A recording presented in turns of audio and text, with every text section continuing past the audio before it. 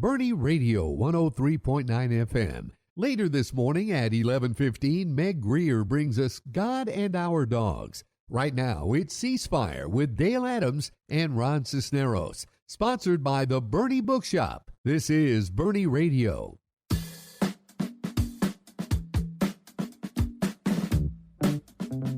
Welcome to Ceasefire, where civics meet civility and engagement meets empowerment. Ceasefire is hosted by former Bernie ISD trustee and owner of the Bernie Bookshop, Dale Adams, and by former Bernie City Council member and local insurance agent, Ron Cisneros. Ready, aim, ceasefire. Good morning. Welcome to Ceasefire. My name is Dale Adams. And I'm Ron Cisneros. And today we're going to talk about something that we all have a little problem with, and that's narcissism. Are we going to talk about me? Always. We always talk about you, Ron. Yeah, speaking of narcissists. and honestly, why it's not such a good thing for our society. But I guess first we need to sort of think about what's the definition and what is it? Well, let's have a little history on the word and its origins. So here we're going to dive into a little Greek mythology. And then there was a fellow named Narcissus who was a hunter and a very handsome fellow. To everybody, yeah.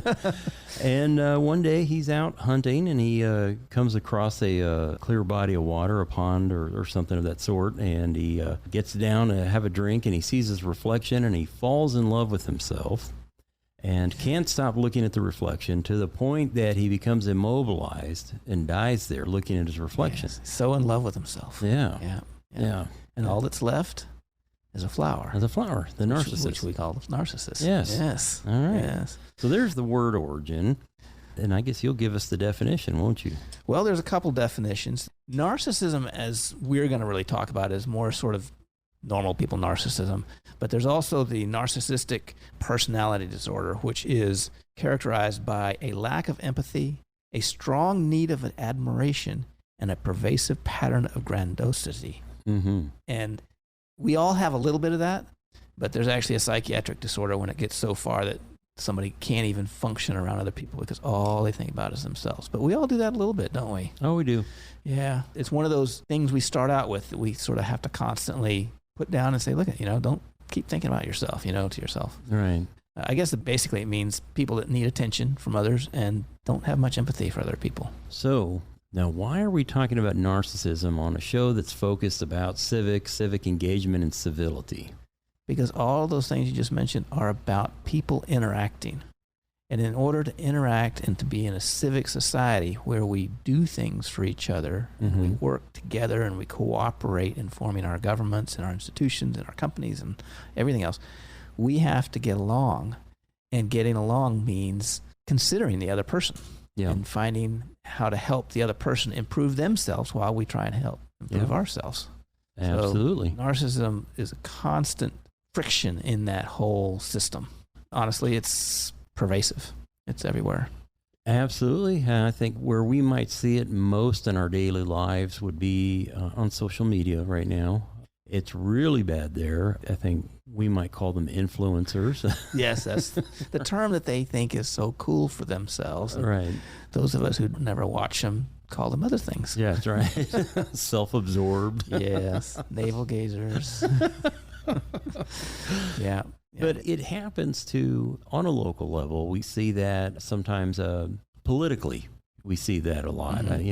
Probably my least favorite politicians, and this would be on both sides of the aisle, are the ones that get elected and within 2 years, they're on Fox News or CNN. They're the new talking head. And I am going to refrain, because I could tell you two off the top of my head, one Republican, one Democrat. And I know the minute I name one, the ugly letters will start or the emails. But you all know who I'm talking about. I do. Yeah. There are people that have been there in Congress 10, 12, 14 years, and you never hear from them. And we can make an argument that 10 or 12 years is too long, but they're hard at work for their district. And then there are others, they just get there, and they're always on television. Right. You hear them constantly. Yeah. And they always say great things if they're on your side. Mm-hmm. You love what they say. But I sometimes think, well, you're saying a lot, but are you doing anything? Right. Yeah. And you have to wonder, are they there actually representing my values, or are they there representing their own interests, their own ambitions? Because they inevitably go from one seat to another, leading some nonprofit or something where somehow they make a profit, and it's just one job turns into another. Yeah.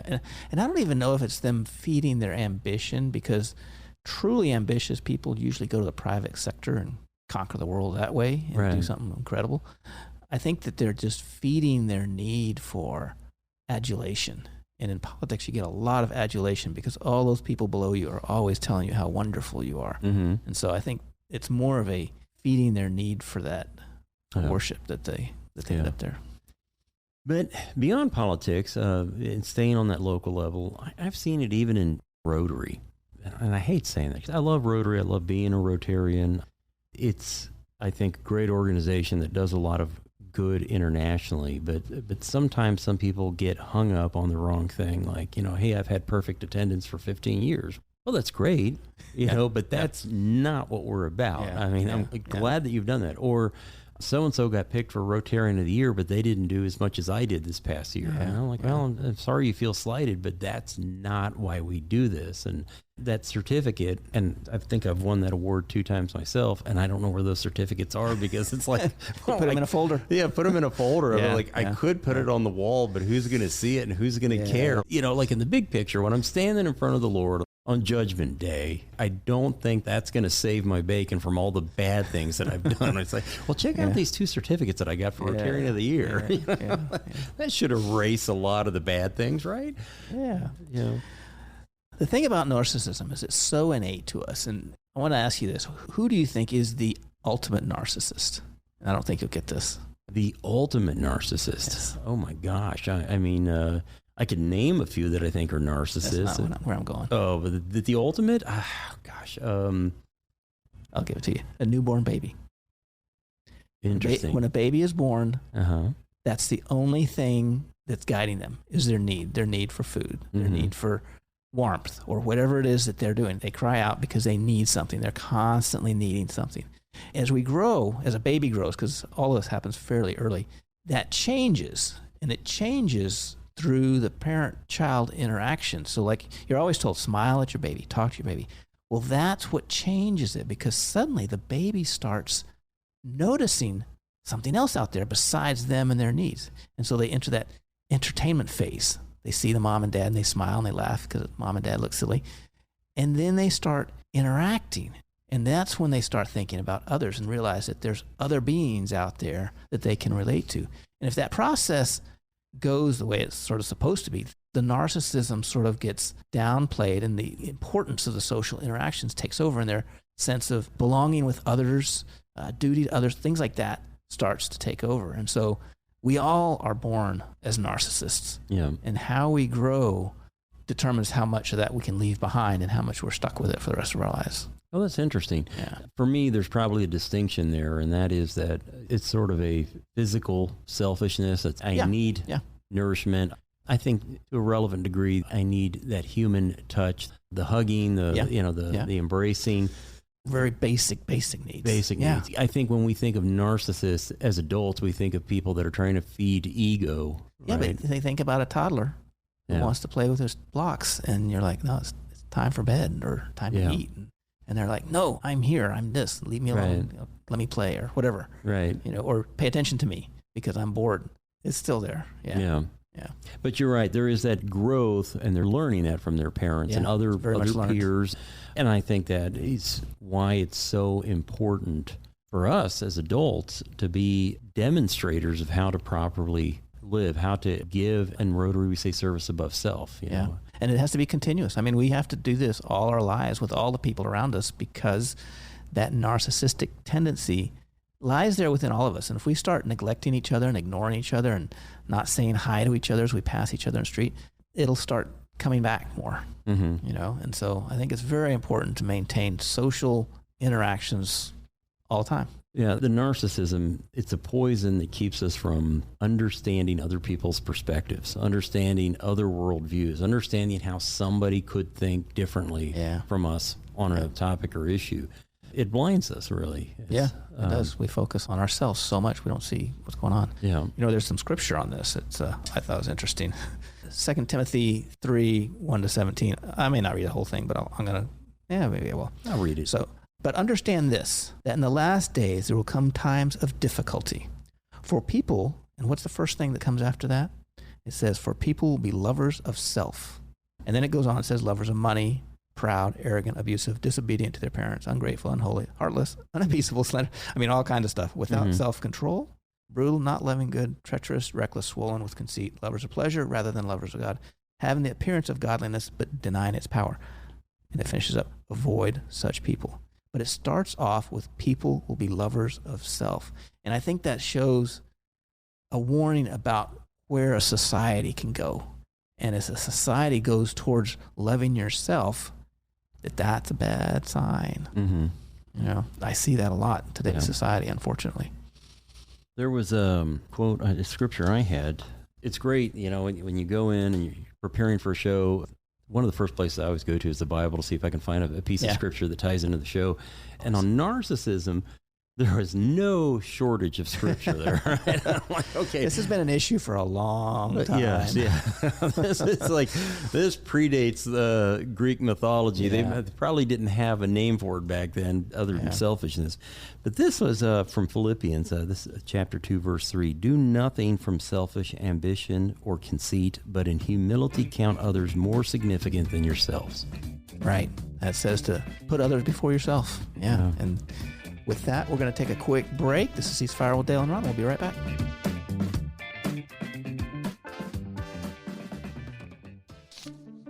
Bernie has its own bookshop. In fact, it's called the Bernie Bookshop. Hi, I'm Dale Adams, inviting you to get lost. Get lost in a good book in our relaxed and casual atmosphere. We have a wide and eclectic selection in the Bernie Bookshop. We pride ourselves on finding what you are looking for. We do author meet and greets, host writing workshops, and can connect you with a good book club. And your young ones will absolutely love our kids section at the Bernie Bookshop. And while we want you to get lost, we're easy to find, as we're in the heart of Bernie at the back of the Richter Tavern building. We are the Bernie Bookshop. Welcome back to Ceasefire with Dale and Ron. We're talking about narcissism. We had a couple of scriptures, and I got one more. This is from Proverbs, so this goes back a little bit farther. It says, pride goes before destruction, and a haughty spirit before a fall. Once again, a warning to not focus on yourself, as opposed to achievements or how great you are. Right. You know? Think about this practically. How does the pride keep us from communicating with other people? Well, in the communication area, it prevents us from listening. So communicating requires telling people what is going on in your head and then them telling you what's going on in their head. And if your focus is on what's going on in your head, you're not going to hear what's going on in their head. There's an old saying that we have one mouth and two ears, and there's a reason for that. Yeah. You should listen twice as much as you talk. And that's valid. I mean, we need to listen to each other, and the conversations are always about listening. And narcissism is directly in opposition to that, unfortunately. Yeah. I think another problem with it is that it becomes a form of idolatry. Yes, love of self. Yeah. Love of self. Yeah. You start to put yourself not only above other people, but above God himself. There was a great sermon that Ricky Burke delivered, and you remember him. He was our guest in our first season, I think our second or third show. I don't remember when we did the episode on Love Your Neighbor. But he delivered the sermon one Sunday about big God and little gods, little G's, you know, and the little G's were these things in your life that you put above God. And a lot of them are selfish things, you know. It could be alcohol for some people, or food for others, or pornography. But these are these things that get in the way of your relationship with God. And narcissism is certainly one of those things when you start to love yourself so much that you become your own God. Yeah. That never works out. No, it never does. So for the non-believers that are listening, they could hear everything that we just said, and so what? I'm not a Christian, so why should I not be narcissistic if I'm not Christian? Especially in the United States, because we have this whole thing about rugged individualism, right? Yes. And then you hear a lot today about personal growth and working your tail off and being the absolute best that you can be, and a lot of things. you pick up books today and it's like achieve this and achieve that, and everything is about it's geared towards yourself, being the best you ever. And it's like, well, why? Like, to what purpose? To what end? Well, that's the whole point. What is the purpose? I mean, as a Christian, I realize that there's something bigger than myself. Mm-hmm. If you don't have any faith in something that's bigger than yourself, it's hard to say that narcissism, that you have to fight it so much. And so that sort of sucks you in. But the problem with that is that there's bad side effects of narcissism, not just that it's not a good frame of mind.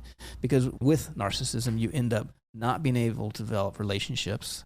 And even if you're an atheist or any kind of believer at all, you need relationships. I mean, that's a fundamental human need, no matter who you are, what your beliefs are.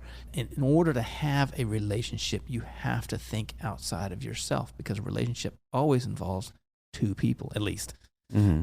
So for those that don't have any beliefs in something bigger than themselves, I would say this, that there are things that are out there that you need, and that's a relationship. And in order to do that, you have to watch out for the narcissism. Yeah. You know, as I was putting my thoughts together for the show, I was thinking about what might be a paradox, and that was, I talked about the rugged individualism and how that could be dangerous. But then there's the rugged individualist doesn't necessarily put themselves above everybody. They do their own thing, right? Even maybe to a fault, but it's not that they're innately superior or disdain other people just because they want to do things themselves. Yeah, that's a good point. So one danger, I think, too, that you could look at is that need for approval. So you go online, or maybe not even online, but you see that everybody is, pick a topic. Well, I'll tell you a popular one here in Bernie. It's easy to hate Buc-ee's, right? or the bypass, or the loop, whatever, but pick a topic, right? And so sometimes you might have a differing opinion. You might actually be a fan of Beaver Nuggets and are looking forward to that Buc-ee's opening, but you don't say anything. You don't speak out for something because you don't want to get in the crosshairs, right? Right. But then you become a slave to public opinion. Yeah. And that's the risk of requiring public approval for yourself. Yeah, so narcissism, I think we tend to think of it in terms of like somebody who's just so self-absorbed and they're not interested in other opinions. But the truth is that they are so interested in other opinions because they need to constantly feel validated. Right. And so you then become, what you think is sort of freedom is actually slavery, to other people and their opinions. Right. Your life revolves around gaining approval. Yeah. And I don't know, it just sort of can be a vicious circle. Yeah. Yeah. There's a friend of mine, Lauren, in Toastmasters, gave a speech on the distinction between rumination and reflection. And this is sort of the dark side of narcissism. Reflection is when you look back on something and you say, well, how did that go? That went pretty well. I could improve this or that. It's sort of a looking at yourself from the outside. Rumination is when you look back at something and you sort of circle around the negative experiences and what went wrong, and you end up wallowing. And they're both looking back on what happened in your life or whatever it is, but they have different perspectives. One's from the outside rather than from the inside. And one is sort of from the inside looking at the negatives and seeing what's wrong rather than what can be improved, which is a subtle difference. And I thought that was really a neat distinction between rumination and reflection, because on the surface they sound like they'd be the same thing, but they're not. One has negative connotations, and I think narcissism leads to that. That's interesting. Yeah. And I never thought about those two words as, Yeah. It's interesting. We have so many words in the English language that are very similar, but they do have these little distinctions. And I think we have probably the most words of any, I think I read that somewhere. Yeah. Most of any language in the world. Well, I think the number of words you have for a concept or a thing is a huge indicator of your society and its, I don't know what you want to call it, how well it thinks about things. So think about the Eskimos. They have like 1,000 different words for snow, and we call it snow. But they have a word for every single distinction of it. And so when they talk about snow, they know what they're talking about. Or if you talk to somebody in medicine, they'll talk about all these different things. And we say, well, that's a cut. And they've got 5 different words for laceration, right? This or that or whatever. And so it shows how much you can subtly define what's really going on. And I think in the English language, we have so many words for a lot of different areas. And so I think that's neat about in America that we can discuss things with distinctions that you might not be able to see otherwise if you didn't understand them. Right. So here's one of those words, consumerism. Yeah. I thought about that when I was thinking about this subject today, narcissism, how different our world is today, well, particularly in the United States, compared to, say, 100 years ago. Yeah. And we complain a lot about how products are built today, and we have to throw away computers, throw away cell phones. And 100 years ago, our attitudes were different. We bought things, and I mean, my gosh, like the washer machines from 100 years ago Are still going. They're still going. They're heavy refrigerators. Just from the 1970s. My gosh, they were avocado green or harvest gold. I mean, all these atrocious colors, but they're still operating. And then you have the almonds from the 80s. The refrigerator that were colored that sort of dirty white. They're still operating, but today you go and you buy a new stainless steel one. 3 years later, the ice maker stops. You're at the store, you're buying a new one. But I think there's a stirring in you that says, man, this is wrong. I don't need that fancy refrigerator with all the gadgets and the TV on it, and I don't need the latest iteration of the iPhone. In fact, we're starting to turn on cars. We're getting mad at all the way they integrate all of the touch screens. And I mean, you can't even figure out how to turn the AC on anymore. But yet we're driven in many ways by that need to have the latest. And that is a form of that narcissism creeping up, But that's sort of pushed by marketing groups and stuff like that. I mean, unfortunately, narcissism and the need for the new are things that are pushed by a lot of these manufacturers and stuff because they want you to keep buying things. Even if it's going to last longer, they want you to buy it. And they don't want it to last long. They want you to be repeat buyers. Yeah. And that's why you buy a printer for $10, but the ink cartridges are $20 a month, Yeah. or more. You get like me and Kathy, and we always have black toner on hand, but beginning of the month, we have plenty of, cyan and magenta and yellow. Towards the end of the month, it's like, we'll print in black and white. Yeah. Those things are crazy expensive. They are. That's right. I know we're diverging a little bit, but I had a marketing professor. I took one marketing class in college, and he said, there used to be a company that made scales that you stand on, do your weight. And they were so good that they would advertise that this scale will last forever. And my professor said, yeah, and unfortunately they did. And so that company went out of business because they sold a bunch of scales and then nobody needed them anymore. The moral he was trying to say is make things so that they fall apart, not go make new things and come up with new ideas. But that mentality, I think, is really there. I have my grandparents' scale in my bathroom. I mean, it's got to be 50 years old, and it works perfectly fine, because your weight hadn't changed. Hey, I'm still the same weight I was in high school. I love this scale. I think it's pretty accurate, actually. No, I'm not the same weight as I am in high school. That's the problem. Well, that leads me into our next subject, circling back here. There's obviously some value in taking care of your health, right? And, exercising and eating right. And then there's this fixation on the way that you appear, right? And so somewhere in there, in all of these things that we've talked about, there's this balance. Balance, but also outlook. So why are you getting in shape? Are you getting in shape because you respect this body that God gave you and you should take care of it? You're a steward of that body. Or are you taking care of it because you want to show it off to everybody? Sort of like a house. Yeah. Why do you take care of your garden? Because you think it's a wonderful thing to have all these beautiful flowers and stuff? Or because you want the neighbors to walk by and say, oh, man, that's so awesome. Yeah. So I think there's a balance, but it's also about an outlook. Right. That's interesting. That reminds me, too, of an episode of Seinfeld. Of course. Yeah, of course, right. Yeah. And I don't remember if it was... group if there ever was one. Oh, my gosh, yeah. I don't remember if it was Jerry or George, but one of them was naked in front of a woman.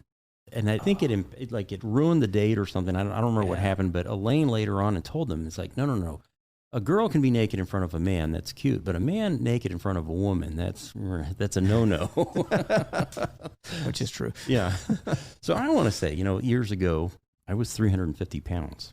But anyhow, I did it for health reasons. Yeah. Right. It was bad. But I'm not going to lie. As I was losing the weight, the compliments, I fed on them. Yeah.